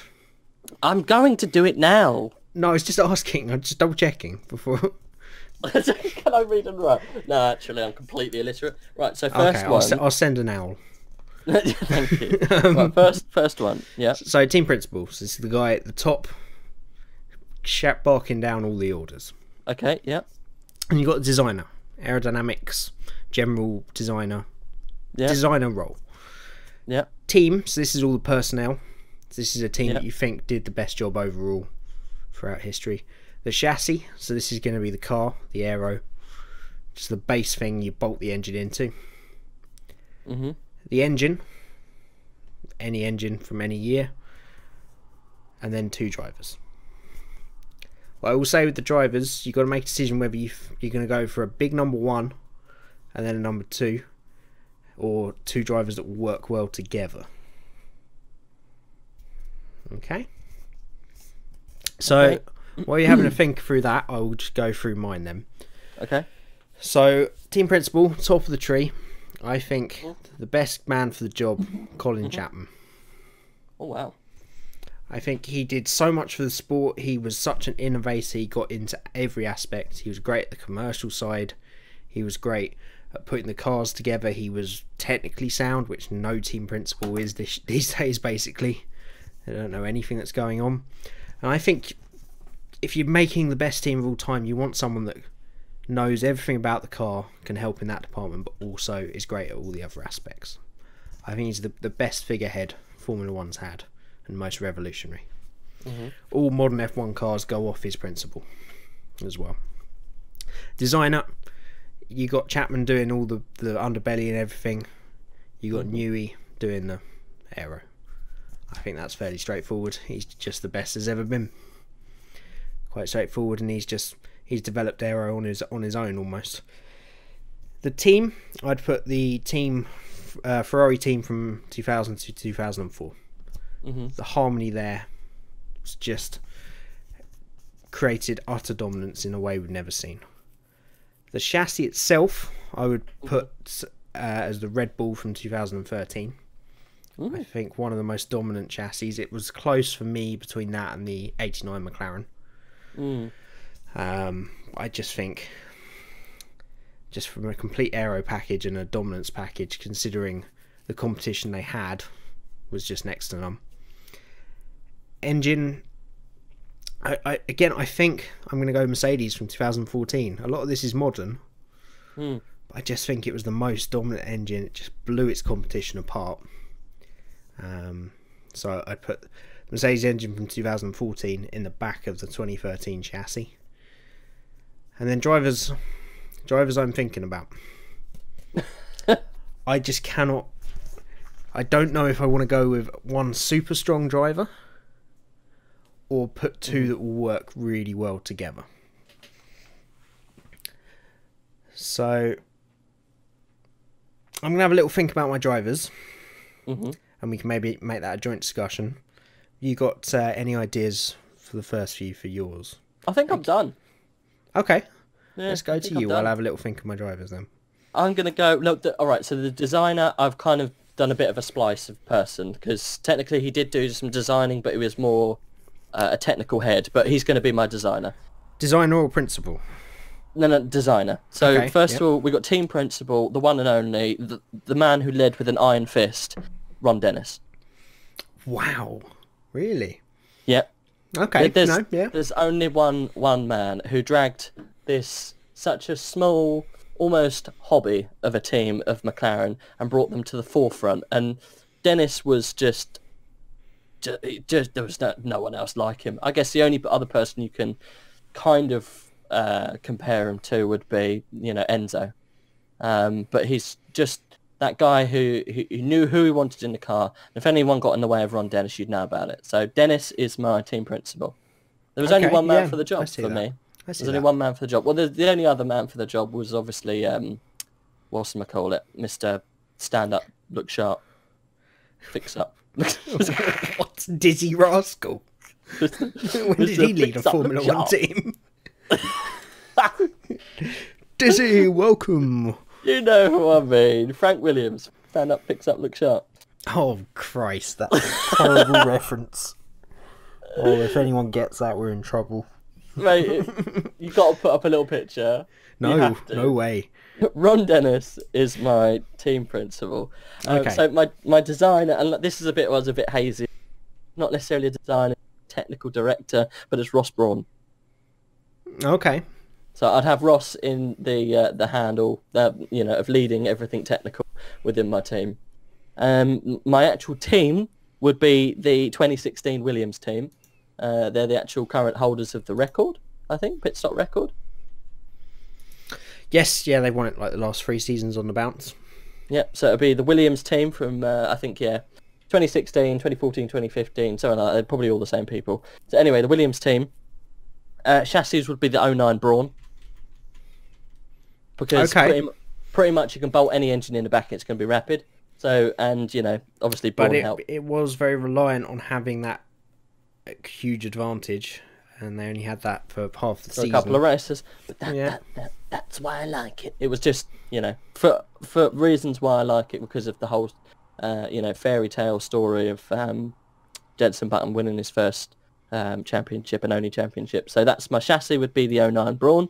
The engine, there's only one engine, you can guess what it is. It's going to be 94-95 Honda. 94? That was the year, wasn't it? Maybe it was a little earlier. No, not 94. Time. Not 94. It was 92. What, the Williams Honda? Or the McLaren Honda? It was the McLaren Honda. 92, wasn't it? If you want the McLaren Honda, you'd have it from 89. No, it was the 90s. 89 was the most dominant season. Whatever. That Honda. Sorry, 88 was. Oh, Mr. Statistics! This is important. If you gave yourself an 82 Honda, they were already being beaten by Williams, who also had a Honda, to be fair. All right, late 80s. Actually, no, it's Williams Renault Honda. by then. 80s that Honda. Okay, yeah. That Honda. Yeah. The 80s/90s Honda. That one. That's the engine I'd have bolted in. Okay. All right. Pop it in. And then 2 drivers. Well, there's only 2 drivers. Yeah, and I think they would destroy the team's chances. They would. That's what I mean. I don't think think that's the right choice. There's who do you think I'd have? Hamilton and Senna. Yeah, well, there you go. Yeah. You answered the question. Yeah, Hamilton and Senna, hands down. That's What do you mean I answered my question? I just don't think they would work well together. They wouldn't. They'd be hideous. And therefore, it would blow up in their faces. I don't care. I'm like Mr. Fix Up, Look Sharp. Any kind of news is bad news when it's looking at my team. I get good sponsorship. There's always a bit of drama going on. Yeah, I've got a big bill, but, from all the carbon fibre flashing around everywhere. But Senna and Lewis, they're my top drivers. Done. That's my team. Okay. So I'm just left with drivers. You are. Schumacher's going to be in there?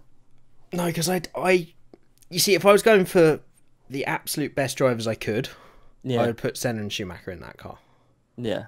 But I would go for the team that I think would work the best together is what I'm going for. Okay. So I'm going to go with Jackie Stewart. Ooh, okay. Sir Jackie Stewart. Because he never gave anyone a problem. He was the best team player and he was an unbelievably quick driver. Mm-hmm. Every time he had a championship winning car, he won. But he was Mr. Nice Guy and he always got on well with his teammates. Mm-hmm. Likewise, Juan Manuel Fangio. Oh, Jesus. Really? Such a great driver. Head and shoulders above the rest. When you said Juan, I thought there was only going to be Juan that was going to come up. If Juan says that Juan's race was won, would Juan... I can't remember that stupid quote. I honestly... Christ. Still dead. I just think they're 2 of the greatest drivers and they would work together. Fangio was great with Moss Stewart was great with every one of his teammates. I'm going down a different path here. Okay. I'm thinking the constructors game. Okay. I think they would work the best together, and I also think they would probably win the Drivers' Championship with that chassis combination and engine. Probably. But, of course, these are discussion points. This, more than anything, leave us your best team below based on... That was a really good topic. I wanted to do it week 1, but the tracks one... I wanted to think that one out a little bit. That was good. Which I did. I think I would love there to be some kind of game that you could play, put them into a simulation and see where it brought you, where it got you. Yeah. There used to be stuff that did that, not with Formula 1, but with other stuff. Yeah, that's good. Good fun. Thank you. Good fun. So yeah, leave your dream team your dream down teams below. Yeah. Hashtag dream team. Hashtag Kevin's dead. Dream team. Okay, on to Rage's topic, yeah. Yeah, on to my topic. So I'm going with the kind of fun, light side of F1 again, as we had last time. So this time we're doing Just Waiting for a Mate. This is Formula One's best taxi drivers. Do you want to clarify that a little bit? But of course I know what you mean. So it's when, say, Mr. Driver for Ferrari decides to brake on the side of the road, and Mr. Driver for Red Bull decides to stop and offer said driver a lift so he doesn't have to get on the shitty moped thing. So you get some absolutely iconic shots of drivers being given piggybacks on other cars. I don't think there are more iconic images. They are the iconic images of F1. Just because it's happened on podiums so many times where it's one great driver and another as well, or two great rivals in some cases. Yeah. It's great. That's what makes it. It brings that personal touch to F1. And it's brilliant. So I'm going to start off and I'm going to go, and all right, there's going to be ones we've missed. I'm just picking out some of the ones that... I was going to say, are you going to run through them, or are you going to give some of them and then rate them with a top 3? Yeah, go on then. I'll do that. I haven't really thought about it like that. How many very nices I give it? So, first one.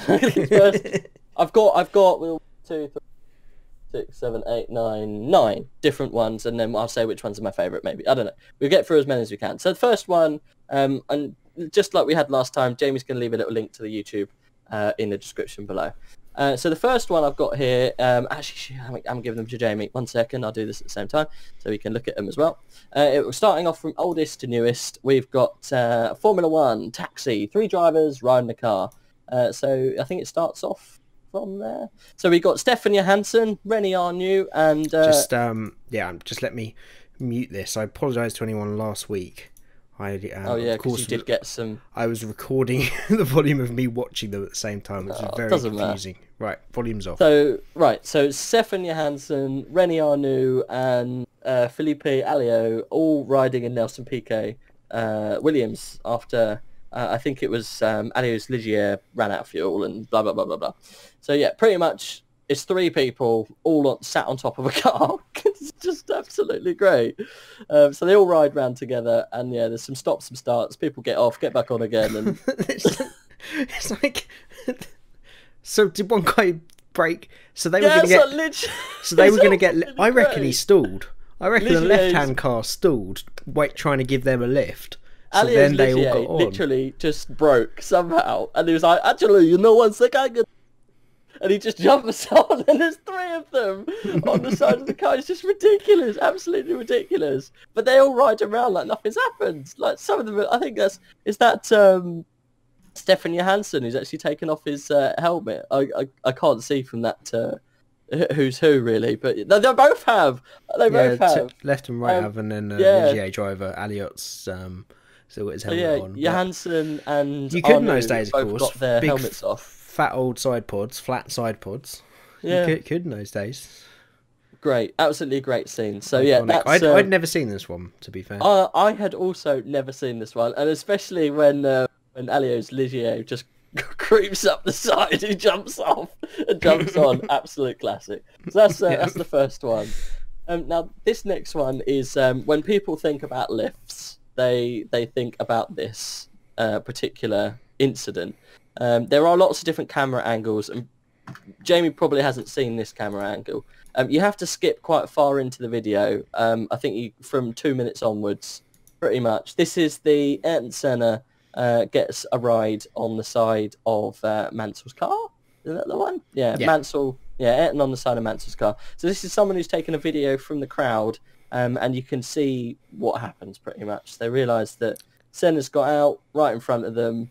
He's walking over to Mansell's Red 5, and he's jumped on the side of the car to get a lift. My video's broken. This video is literally 2 months older than me. Yeah, weird, eh? This one, it's the most popular clip, but I struggle to find a video. This is a great bit of footage, by the way. I've never seen this bit of footage. No, I will put this in here because there's no issue with copyright here because it's personal recordings. But yeah, the most iconic by far, and as I say, probably one of the most iconic images in Formula One. And it's these little things you don't get in football. This bit of footage as well is absolutely great. Sports. I've never seen this angle of this happening. So Senna obviously breaks down. I think it's the very end. Mansell wins, and Senna waits for Mansell to come back on his glory lap, pretty much on the cool down, and he picks him up. Well, obviously takes him back to the pits. And this is the pictures from behind. Normally, what we normally see, and obviously there's the usual Silverstone track invasion of the 90s, which is just nuts, which would never happen these days. Absolutely nuts. Well, they're allowed to now. But not while the cars are going around. No, you can now. Yeah, you can jump on, but cars are going. But I remember, actually, this is going off track a little bit, but I remember Mansell, when he actually won, I can't remember what year, I think the last one he won in Silverstone, he said, the radio came over and said, look, if anyone touches or removes anything from the car, they will disqualify you. So make sure no one touches the car. And he got out and told everybody. He got out and stood on top of the car. He said, look, I don't mind you guys doing this, but if anyone touches or breaks or does anything to this car, then I'm going to be disqualified. So if anything is missing from it. Yeah. Because crowds, as soon as they see something, it's like, oh, piece of candy. And people will scour the track to find bits of F1 car. So, yeah, I remember... See, thankfully, these were the days before eBay. Someone would definitely half-inch something nowadays. Yeah. But no, absolutely great scenes. Don't see that every day. That is a real gem of a bit of footage, and maybe Jamie will put it in for you so you can see it. If not, it will definitely be in the description below. Absolutely. Anyway, this one again, I hadn't seen this one, but it's great. It features Jamie's favourite driver, and it is Pastor Maldonado. Oh shit, he's back. No, it is. Whoa, what was that? It's time for It's Schumacher gives a ride to Alesi in Canada '95, and I think Schumacher must be in a Benetton. Yes, yeah, I have seen this one. Have you seen it? I hadn't seen this one. Well, I haven't seen it for a long time. You haven't sent me the clip, by the way. I have. No, you haven't. I haven't pressed enter. One sec. So pretty much, Alesi pulls up short just before the final hairpin, and yeah, Shuey rocks up, but it looks rather overweight, Alesi. He jumps on top of the Benetton, and that's the thing I love about it. Does it look like he struggles to get out a little bit? They always do this. As soon as they get on top, they give him a little tap on the head, and it's like, "Here you go, mate." It's great, and this is. You don't want to fucking belting off when you're not ready. This 95, those cars were absolutely crazy as well. To do that, just riding it like a horse as well. He was literally riding it like a horse. You wouldn't see that these days. One, you wouldn't be able to, and you get a rather painful backside. But yeah, absolutely brilliant scenes. So again, one of the greats. But there you go. Next one, I'll go a little bit quicker because obviously I don't want to take He's literally doing rodeos on it. I know, it's absolutely great. Next one, this one, again, iconic as anything. This is Shuey gives a ride to Fisichella in Hockenheim. Again, the old rodeo style adopted. There's hideous music on this one, so riding on Schumacher, you're always on top. Pretty much, Shuey, you're always on top. So there you go. There's the little pat on the head. Gives him the little pat on the head, and that's it. Off you go. And Fisichella's actually taken his helmet off. Absolute nutter. But yeah, great. To feel those fly spatters up close. He looks so happy. It's absolutely brilliant. So that's it's his little face. Even Shuey's giving a little wave, but yeah, Fisichella's little face as he goes along is absolutely great. It's like, for so long, closest for Fisichella ever got to driving a Ferrari. Pretty much, yeah. Giancarlo Fisichella, absolutely legend. But yeah, there you go. An Italian we haven't seen really so far in F1. We need some more Italians back. We do. They're on their way, so I'm told. Hopefully. Through Right, the now this is grapevine. getting more to the modern stuff. And like I said, I would have missed bits. There's definitely bits I've missed, past and present. Yeah, it's just a selection. You can't go through everyone in history or we'll be here for ages. No. So the next one here, this is modern F1 nowadays. So this is the start of the love affair between two giants of the sport. So this is... Oh, shit, I deleted the link. It's all right, I got it. I deleted mine. All right, so...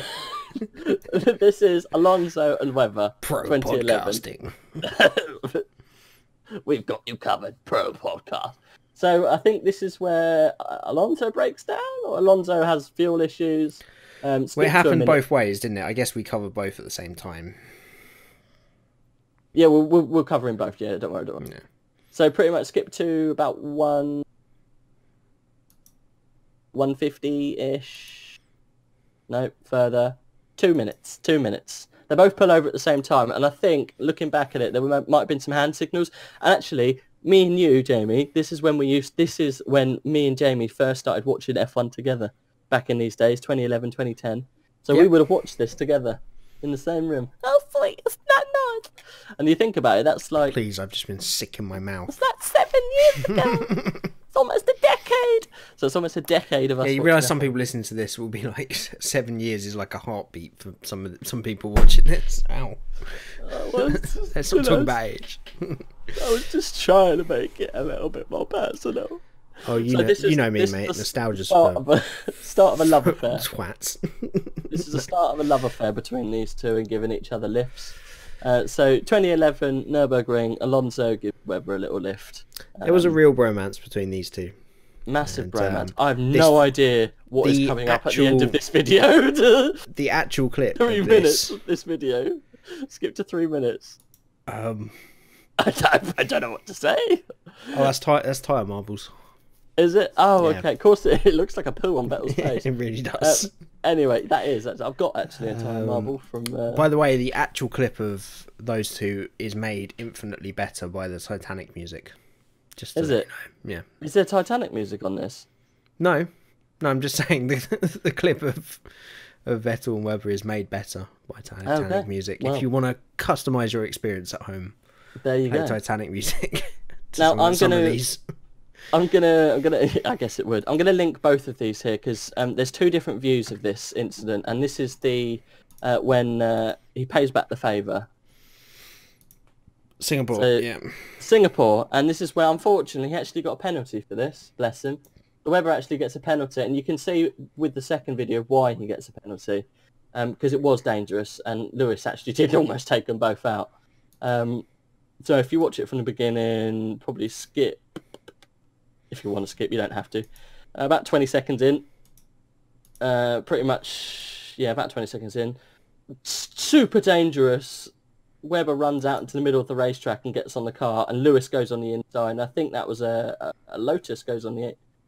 Lewis goes on the outside, a Lotus goes on the inside, almost taking Webber out. Yeah, well, both Mercedes go either side. It's absolutely nuts, but I think this is why he got the penalty, because it was just too dangerous. It was actually on the racetrack, so... Well, they will all get a penalty from now on. They will the do ruling now. came in after the 2011 one. Well, saying that, I'm not sure if someone else did get a penalty quite recently, but we'll get to that in a minute. But anyway... well, it's penalty points and a reprimand. They don't get a full-on penalty. Oh, okay.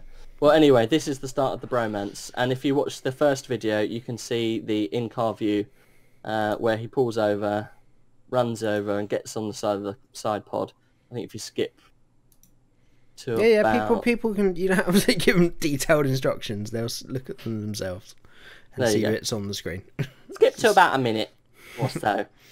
And he sees he runs over, jumps in. You get a little bit of a view from Lewis as he goes past, like, Jesus Christ, absolutely crazy people. And you get obviously the little pat on the head, which I like to see. A little pat on the head from Webber. He goes, there you go, mate. Cheers for that. And yeah, off they go. Yeah, it's really changed in the dynamic of it in recent years. I could never see any of the newer drivers doing that. I could see maybe Max doing it a bit later on in his career with someone, or Ricardo, but sort of Webber and Alonso were the last two that was in their personality. They would just do that no matter what happened. Well, they were actually behind the scenes. If you've read Webber's book, at this point, they were. I don't know if you know this, Jamie, but they were talking quite a lot, Alonso and Webber, because Alonso was actually. Webber was rumoured to join Alonso in Ferrari. So they actually almost got the deal signed. And Webber and Alonso were spending and talking to each other a little bit more and spending a little bit of time together, and so they had a bit of a bromance going behind the scenes. Button was the same as well, by the way. Was he? With Ferrari in 14 instead of Raikkonen. Well, there you go. So it's so they got a little bit friendly. So again, these little things kind of happen. If someone broke down, he saw him inside there, he gave him a hand. Well, they were always great mates. Him, Alonso and Button, because they all came in the same 2 years. Yeah, so they're all part of that kind of that school, really, aren't they? The class of 2001. Pretty much, yeah. So this is the most recent one, and obviously, if you're new to F1, you would have seen this. A couple of eyebrows raised because it's the first time it's probably happened in about 4 or 5 years or so. And this is the Vettel incident with Stroll, and I posted 2 videos because you get 2 different places to see it. So again, if you Wehrlein and Vettel. It's interesting you should say Stroll, but we'll bring that up in a minute. Well, this is what happens because Stroll hit and Vettel hit Stroll. That was why this all came from. Yeah, isn't it? But there's something else I want to talk about on that, but we'll. Okay. Yeah, so if you skip to 30 seconds, you see Vettel getting out of the car first. Puts his steering wheel back in, and flags down Wehrlein. I love it that Wehrlein actually stops for him. This is great. You don't see this, but again, 2 friends, both German. So yeah, good mates. And he then passes him his wheel. Passes him his wheel, which again, bit of a no-no, but that was glossed over, obviously. No, I'm up to I'm the first clip you gave me, and he's just got off in the pits. And Wehrlein like, do you want your wheel back, mate? Oh, I haven't seen that one yet. Oh, I was watching the other one. Sorry. That's if you go to the other one and go to 30 seconds. Well, I've seen it, mate. Oh, okay. I've seen. Well, first point of this, he does, and this was brought up in the actual driver briefing in the next race that Vettel didn't put his steering wheel back in the car. He should have done. It doesn't matter because it would have. Well, the bigger question was why he didn't take it with him. Yeah. Why he took it with him in the first place? Sorry, but. Yeah, bit weird why he took it with him because he goes back and takes it out a couple of times. So whether there's something on that steering wheel that shouldn't be, or don't know, bit weird. So he decides to take it with him. I don't know. There's something on there that he wouldn't want other people to see. Obviously, it's nothing with the FIA because it gets checked anyway. But it's just it's something maybe specific to him or specific to the car. He doesn't want rivals to see. Yeah, maybe. He said it was because he didn't want anyone to nick it. Well. I don't think that's going to happen. You maybe get away with nicking a front wing that's come off, but you don't get away with taking a flipping steering wheel. The best thing about this clip, the first one where he's dilly-dallying with the wheel, if it goes into about a minute 10, Arriva Benny on the pit just goes, "What's he doing?" He just instantly just goes, "What's he doing? What have you done?" Well, everybody was. It was like, what is he doing? It's like, why? Is he taking his steering wheel with him? The medical car... No, I think it was more like, why is he on the car? Because the medical car was right there, the safety car was there. He could have just gotten in the car. He didn't have to do what he did. It was very different. And again, you don't see that anymore. And obviously the second video, which Jamie's just watched, is you get a little bit more of video time of them giving each other lifts, which is great. I don't know if you get a pat on the head. Do you get a little pat on the head? They have a little handshake at the end. Do they? But again, it's great things you don't see in F1 much these days. No, I think it's all part of it, and it's something that those original incidents became so iconic. I think that's why the drivers do it nowadays. It's more just because they want a bit of that little bit of history, don't they? Yeah, just to create that little bit of fun. They don't have much chance to have fun. No. And, especially after the race is finished, what really are people going to do? But I guess I know he did get a little bit of a slap on the wrist. I know, he got a reprimand for it, but did he? he's close to a penalty for other incidents as well. I know he. Oh yeah, do you want the steering back? I know Charlie said something in the race interview thingy that you shouldn't have done it, and there's a car behind him and not to do it again. So I didn't know if there was any penalty that was handed out. I'm not sure. I'm not. It's just penalty points. Just That's points. how it works nowadays. You just get points, and once you get a certain amount of points, you get a race ban or a qualifying ban. Pretty much.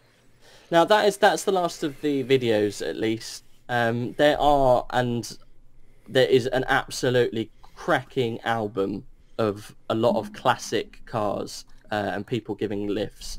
There's a brilliant one with Emerson Fittipaldi and Niki Lauda. It's absolutely brilliant. Yeah, I'll stick a link up to that as well. I think you need a Pinterest account if you want to take a look at those. What? Sorry. Pinterest. A Pinterest. Is this another vlog incident? I don't know, mate. I've never used the website in my life. So I'm just saying what I thought it was. I'm only joking. But yeah, it's a brilliant album with all these different little hitcher rides. There's some really great ones that you probably wouldn't have seen. There's a really old one from the 60s where they were given piggyback. So yeah, absolutely great little album. Only a couple of pictures in there, but definitely some classics that you wouldn't have seen. There's one there with someone actually sketching a ride almost on the rear spoiler of looks like a 70s march of some kind. But yeah, absolutely brilliant. So yeah, that is my topic. It was hitching a ride. It was a great little topic, and I do want to tack something onto the end of that. Do you think, or will it change, are the two headings? It will change after, obviously the incident with Vettel and Stroll happened. The getting on the car happened after it. But the big question that raises is that could happen with a driver on the car on a warm down lap. Now we've seen it happen. Especially blind corners like we saw at Singapore. So that could be the biggest danger to drivers. So should the penalties be harsher on it, or should we continue with the old school feeling of, especially now the drivers are even more in the cockpit. Next year we're going to have the halo. Someone does that and they're coming around a corner. Is the visibility going to see that? And if an accident like that does happen with Vettel and Stroll again, someone's on the car, look, that's life-threatening. Well, yeah, I get that. I think with the Vettel Stroll, the Vettel Wehrlein incident was that Wehrlein was definitely at the back. He was at the back of the pack. There was no one else behind him, and he was going very slowly. And it's a very open track. I think if there was, think that was the case because he was lapped, so he could have been anywhere. Just because he was last, he was lapped, so he would have come across the line behind the leaders. I don't think you can do it by case when you're talking about that kind of thing as well. Or do you just think it should just be a blanket ban? I don't think it does. Should. I'm just saying it. On that point, do you think it is something? No. I personally don't think it should be outlawed. Penalty points is fine for me. And it's a small infringement. You want to discourage it a little bit. If it happens, it's good for the sport because it's all image. But that Stroll, the visibility is getting less and less, and I could see that kind of thing happening again. And God forbid someone's on the car. Yeah. But, it's so iconic. That's why we're having a topic about it. So I think it does need to continue. I think you'll see it phased out anyway because it's old school drivers that like to do it in memory of the olden days. These young guys don't have a fucking clue that it even happened. I think they are a little weak, mate. I guess. But no, that's a little bit of old school mixed in with a bit of new school. Like I say, I can't remember the last time I saw it, and when that happened, I did actually stand up and clap. Like it was such a cool little thing to see because you never see it. You really don't see that anymore. You stood up and had a little clap. You're so English. I'm so terribly English. Oh, jolly good. Up, everybody, up. That was a jolly good moment. Oh, absolutely brilliant. Fabulous. Well done. Well done. Absolutely chuffing brilliant. Okay, good topics all round, and a good podcast in general. I think it's it's been a long one today. Wow, it has. I know we should touch on it next week. There's going to be a race. I was getting there, mate. There's going to be a race. Learn to trust me. There's going to be a race. There is a race. It's called the Abu Dhabi Grand Prix. It's going to be a race, mate, and it's going to be held somewhere in a desert. It's in 2 weeks, by the way, not a week. It's going to be a race. Isn't it? Is it 2 weeks? Isn't it? I have no idea. Yeah, no, it is 2 weeks because it's on my birthday. Okay. So yeah, we forgot to do it last time. It's something I wanted to do for them because we always used to do it ourselves. Was predictions. Just a little jokey thing, and if we get it installed here, if we still do in the podcast next year, which I hope I will, we can have like a little league table by the end of our predictions. Predictions for what? What happens next week? The amount of pigeons that do a shit on a tree in the Bahamas. What do you think? Top three. Top three. Okay, top three. I'm going to go with Lewis, Max, Vettel. Okay, I'm going to go Lewis, Vettel, Bottas. Oh, there you go. Okay. Fascinating. Do you think it will be as it goes on through the... Sorry, I had the Facebook screen open from those videos, and there's a strange video of a Batman parody of Batman licking a flashlight for some reason. Anyway, the internet's weird. Do you think good race? Abu Dhabi's normally a good one. It'd be interesting to see it without a title being decided there. It's a token race, isn't it? It is, but this one was as well, and there are still interesting points. There's still positions in the championship up for grabs, so let's hope they go out on a bang. Yeah, token for me. But yeah, it's last race of the year. I'm sure it'll be.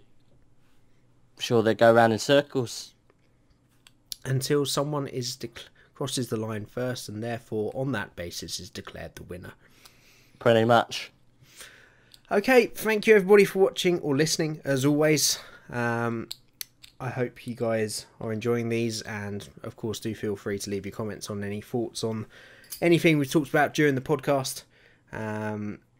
Next one will be the week after Abu Dhabi, and then I think the plan is, for me anyway, is to do a sort of a season review one, and then we'll get started again obviously when testing starts back up. But as always, we appreciate you watching and listening. Do hit that like button, it means the world, and just gives us a little vote of confidence. And subscribe if you're not already. And I think, unless Ray's got any crazy shit to say before we finish. I can't really think of anything off the top of my head. Roast we potatoes. Are out. Good. Play the crickets. Oh shit! You caught me off guard. Sorry, I think. Play the crickets.